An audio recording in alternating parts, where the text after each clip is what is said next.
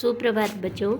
आज हम कक्षा 5 का पर्यावरण अध्ययन विषय का पाठ 6 वृक्षों की महिमा का आगे का प्रकरण वन संपदा संरक्षण के बारे में पढ़ेंगे। तो इससे पहले हमने ये देखा था कि माँ ने सावित्री का व्रत रखा था और गौरी ने उनसे पूछा था कि आज कोई विशेष पूजा है क्या। तो माँ ने बताया था कि बरगद के वृक्ष की पूजा की जाती है। हमारे यहाँ विभिन्न अवसरों पर कई प्रकार के पेड़ पौधों की पूजा की जाती है। आंवले की, केले की, दशा माता के व्रत में पीपल की, तुलसी की, इस तरह से कई प्रकार के पेड़ पौधों की पूजा की जाती है। तब माँ ने ये भी बताया कि सरकार द्वारा भी जंगलों को बचाने के लिए वनों के संरक्षण कार्यक्रम चलाए जाते हैं, क्योंकि हमें पर्यावरण को संतुलित बनाए रखना है और पेड़ पौधों को हमें हमारे आसपास के जीवों को इन सब को बचाना है। तब गौरी ने पूछा कि ऐसा क्यों करना चाहिए। तब माँ ने क्या बताया कि जो वन संपदा संरक्षण है वो हमारे राजस्थान की प्राचीन संस्कृति है। अब देखिए इसके बारे में पढ़ लेते हैं कि वन संपदा संरक्षण। भंवर और योगीराज मेला देखकर अगले दिन कक्ष में मेले के बारे में चर्चा करते हैं। तो भंवर कहता है, हमारे स्थानीय लोक देवता का मेला देखने में बहुत आनंद आया। मुझे तो मेले प्रांगण के पास बहुत बड़ा चारागाह व ओरन भी देखने को मिला। तब योगीराज ने पूछा कि ये चारागाह और ओरन किसे कहते हैं। तब भंवर ने बताया कि मैंने बहुत से पेड़, झाड़ियाँ और बिना जुताई की ज़मीन देखी है।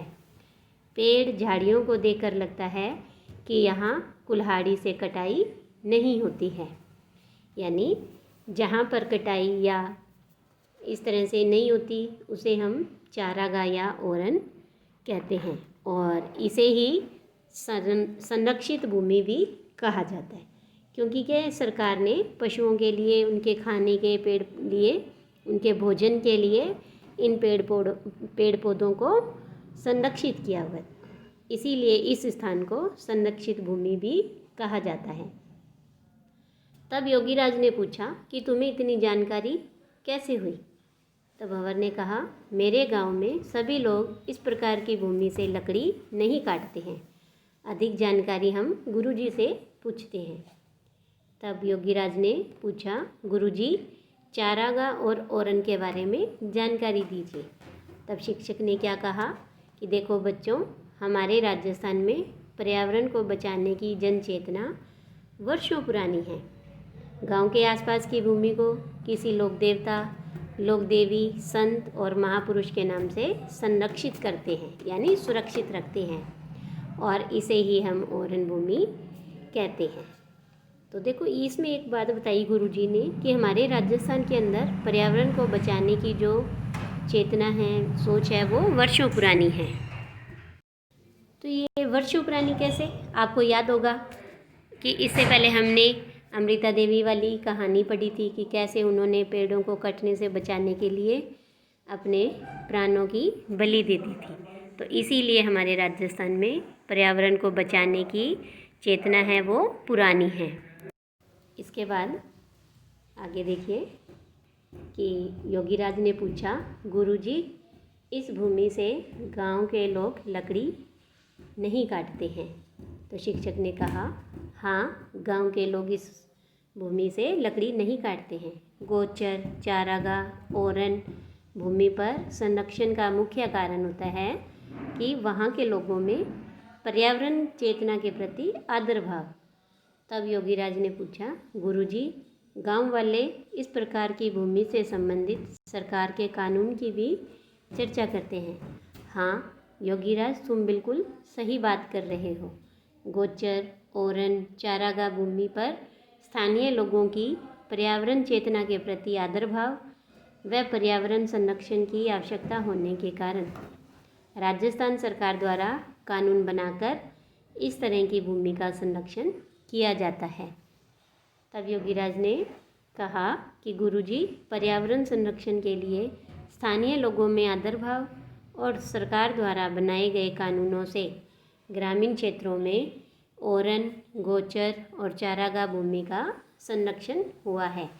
इसी प्रकार राजस्थान के विभिन्न क्षेत्रों में विभिन्न प्रथाएं व परंपराओं द्वारा वन संरक्षित किए जाते हैं। तो ये देखो कि हमारे यहाँ ये नीचे आपको एक सारणी दी गई है जिसमें राजस्थान के कुछ अभयारण्यों के नाम दिए गए हैं और वे किन जिलों में हैं, वे कहाँ पर हैं, ये सब बताया गया है। और ये सरकार द्वारा पक्षियों के लिए, पशुओं के लिए संरक्षित किए जाते हैं। यहाँ पर शिकार करना मना होता है। तो यहाँ देखिए, पहला है रणथंभौर बाघ संरक्षण राष्ट्रीय उद्यान और यह हमारे राजस्थान के सवाई माधोपुर ज़िले में है। दूसरा है केवलादेव राष्ट्रीय उद्यान घना पक्षी विहार, यह भरतपुर में है। तीसरा राष्ट्रीय मरु उद्यान जैसलमेर में और चौथा है राष्ट्रीय उद्यान सरिस्का, ये अलवर में। तो इस तरह से वनों को संरक्षित किया जाता है। इसके बाद देखिए कि खाद्य श्रृंखला क्या होती है। तब गौरी बोलती है कि वनों में रहने वाले जानवरों को खाना कौन खिलाता होगा। तब माँ ने बताया कि जंगल में शाकाहारी जानवर पेड़ पौधों से अपना भोजन प्राप्त करते हैं और जो मांसाहारी जानवर हैं वे छोटे जानवरों को खाकर अपना पेट भरते हैं। जैसे यहाँ देखो कि ये पौधे दे दिए, पौधों में गाजर, और इस पौधे को किसने खाया? खरगोश ने। अब खरगोश को कौन खाएगा? लोमड़ी, और लोमड़ी को शेर।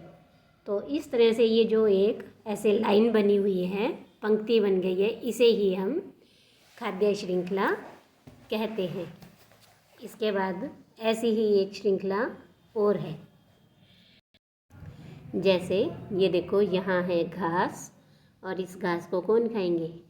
टिड्डे, और इनको छोटे छोटे कीड़े मकोड़े जीव जंतुओं को मेंढक, और मेंढक को सांप, और सांप को बाज। और जब बाज मर जाएगा तो इसकी अस्थियां वगैरह हैं वो इस मिट्टी में मिल जाएंगी और उस मिट्टी में ये घास दोबारा उगेगी। तो इस तरह से ये एक इस चक्र चलता रहता है। इसे ही खाद्य श्रृंखला या खाद्य चक्र कहते हैं। आज के लिए इतना ही। धन्यवाद बच्चों।